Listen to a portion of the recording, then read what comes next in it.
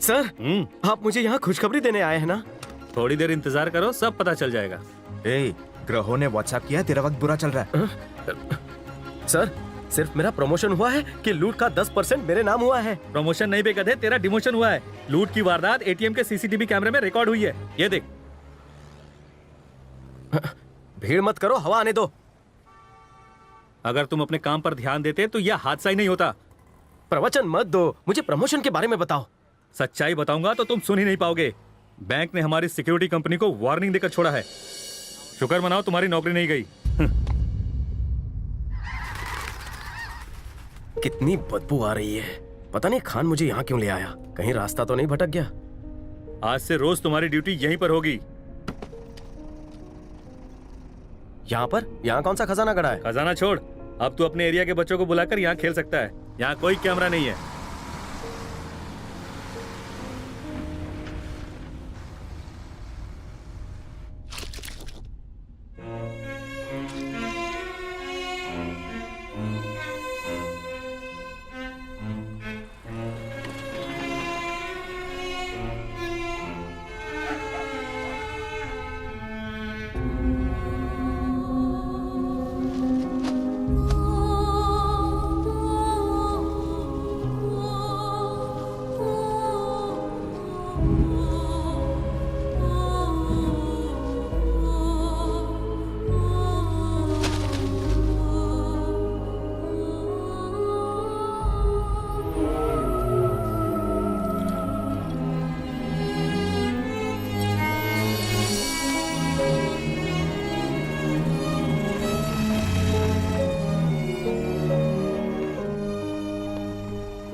इसकी तो किस्मत चमक गई।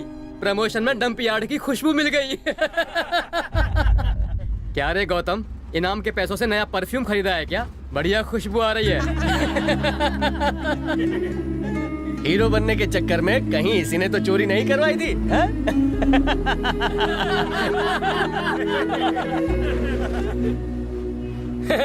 बाबा जी की तावीज पहनकर इसने तो अपना रेप भी करवा लिया है।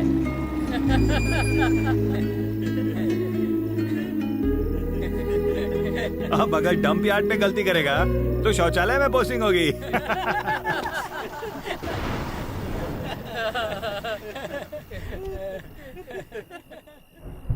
सिक्योरिटी एजेंसी ने लूट की इंक्वायरी शुरू कर दी है। सीसीटीवी कैमरे के फुटेज से पता चला है कि सिक्योरिटी गार्ड गौतम के गैर जिम्मेदाराना बर्ताव की वजह से ये लूट हुई। लुटेरे तो पकड़े गए। आ गया बेवकूफ, अपने साथ हमारे बस्ती का भी नाम बदनाम कर दिया। ऐसे आदमी को तो यहाँ से धक्के मार के निकाल देना चाहिए।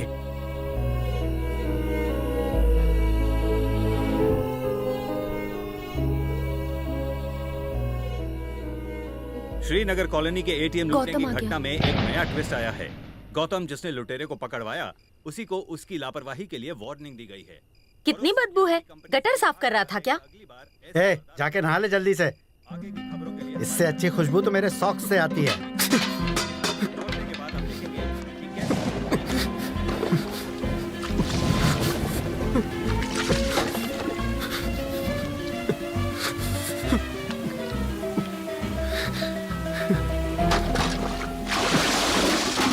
अब भी बदबू आ रही है।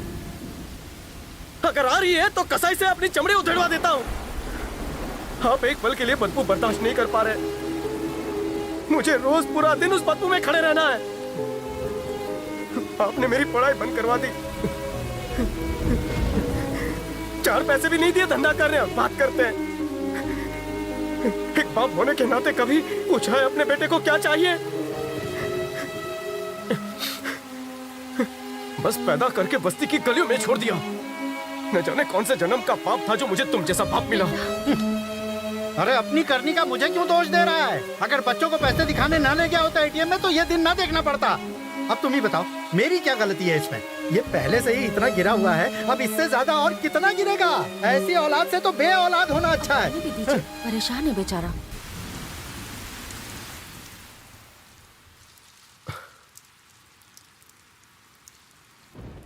बाहर से ज्यादा बरसात तो यहाँ पर है।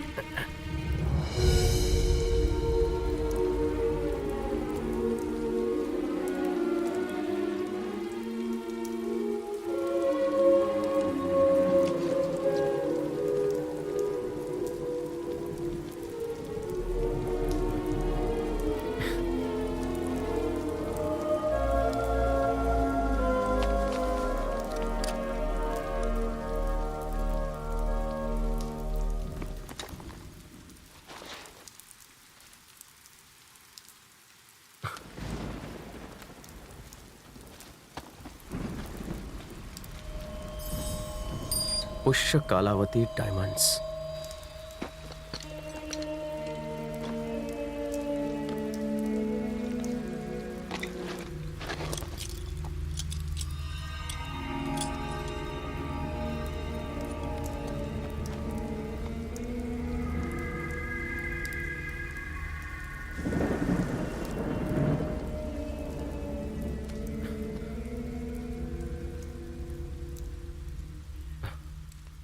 मैं सत्यनारायण वर्मा इस वसीयत में अपनी सारी जायदाद अपने बेटे नरेंद्र वर्मा के नाम कर रहा हूँ। मेरी जायदाद में से घर और जमीन सब कुछ तबाह हो गया, बस किसी तरह 900 हीरे बचा पाया हूँ। आज 1947 में इसकी कीमत है करीब 60 लाख रुपए। इन हीरों पर सिर्फ मेरे बेटे का और फिर उसके बेटे का और फिर उनके वारिस का हक रहेगा और कोई इसका मालिकाना हक नहीं जता सकता। पापा पापा पापा उठिए ना। अरे क्या है? उठिए ना पापा। अरे सोने देना भाई। देखिए मेरे दादाजी आपके लिए वसीयत छोड़कर गए हैं। हैं? लिखा है उन्होंने आपके लिए 900 हीरे छोड़े हैं। एक काम कर, मैं तुझे सुबह लॉकर की चाबी दे दूंगा, तू जाकर वहाँ डिपॉजिट कर देना, ठीक है? अब मुझे सोने दे। अरे बाद में सोइएगा। उठिए। क्या है? जरा इस वसीयत पर एक नजर तो डालिए। उन्होंने हम लोगों के लिए 900 हीरे रखे हैं, पढ़िए। मुझे लगता था हमारे घर में सिर्फ एक ही पागल पैदा हुआ है। तेरे दादा भी सरफिरे थे, आज पता चला। बेटे, तेरे दादा ने शायद इतनी जायदाद मेरे लिए कमाने के सपने देखे होंगे। फूटी कौड़ी दी नहीं, टाइम पास के लिए विल बना गए और तेरे जैसे नमूने में अपने अंश डाल गए। ले पकड़ ये फटी जायदाद और अब मुझे चैन से सोने दे। उनके बारे में कुछ तो बताइए। क्या है? मैं छोटा था तभी तेरे दादाजी गुजर गए। कुछ सालों के बाद तेरी दादी भी गुजर गई। जहां तक मैंने सुना था तेरे दादाजी मरते दम तक एक साइकिल चलाते थे, वो भी टूटी फूटी। अगर उनके पास हीरे मोती होते तो क्या वो इस तरह की टूटी साइकिल चलाते? सुन, मुझे तो लगता है उनके भी दिमाग का सर्किट उड़ गया था जो ये विल बनाई। वो तो मर गए, अब तू मुझे क्यों मार रहा है? जा जाके सो जा वरना मम्मी को बुलाऊंगा।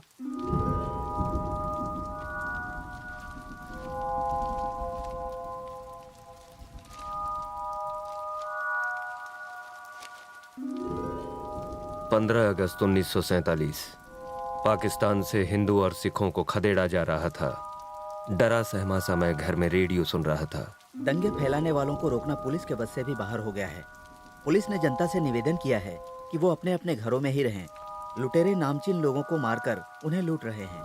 पूरे शहर मदद के लिए मैंने दोस्तों को फोन किया। चारों तरफ अफरा-तफरी। मोहम्मद भाई, मैं सत्यनारायण बोल रहा हूँ। हाँ बोलिए। देखिए, मुझे बहुत डर लग रहा है। क्या दंगे खत्म होने तक मैं आपके घर में रह सकता हूँ? अगर आप हमारे साथ रहेंगे तो वो हमें और हमारे परिवार को भी मार डालेंगे। किसी से मत कहिएगा कि हम दोस्त हैं। हेलो पुलिस स्टेशन, बाहर दंगे चल रहे हैं, मारकाट मची हुई है। मैं यहाँ घर में अकेला हूँ, क्या आप मुझे सुरक्षा देंगे? पुष्प कलावती नाम की हीरों की दुकान का मैं इसकी तो एड्रेस नहीं पढ़ पा रहा हूँ। अभी आना बहुत मुश्किल है हुजूर। अगर आपको अपनी जान बचानी है तो फौरन देश छोड़ दीजिए। मैं घबराहट में अपनी सूझबूझ खो बैठा था।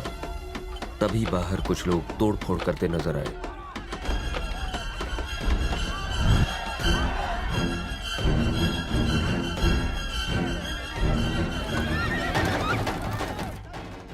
इससे पहले कि वो मुझ तक पहुंचते, मैंने वहां से निकलने का फैसला किया। पैसे, गहने और हीरे झोली में भरे और अपनी कार की ओर भागा।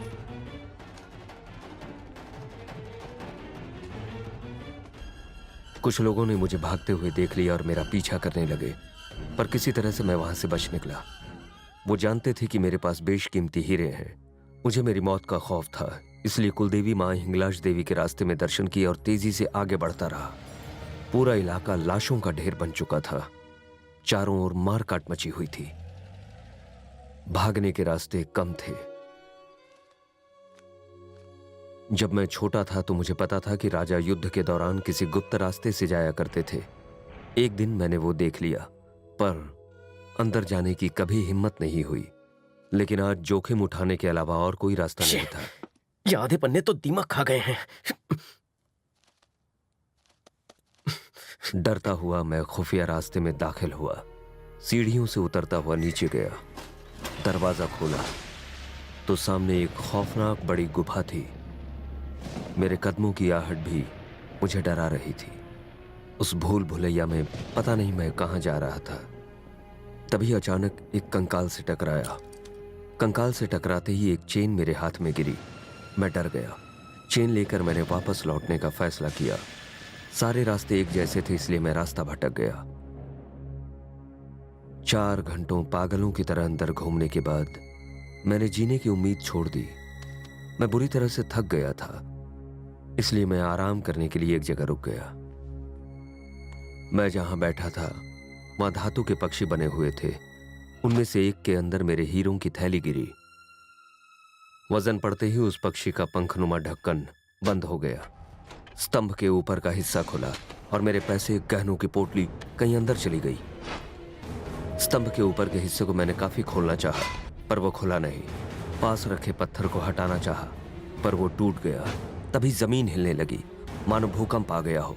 पत्थर का पुल 2 हिस्सों में बट गया और मैं नीचे जा गिरा। सिर्फ भगवान ही जानते हैं कि मैं उस मौत के कुएं से कैसे बचा।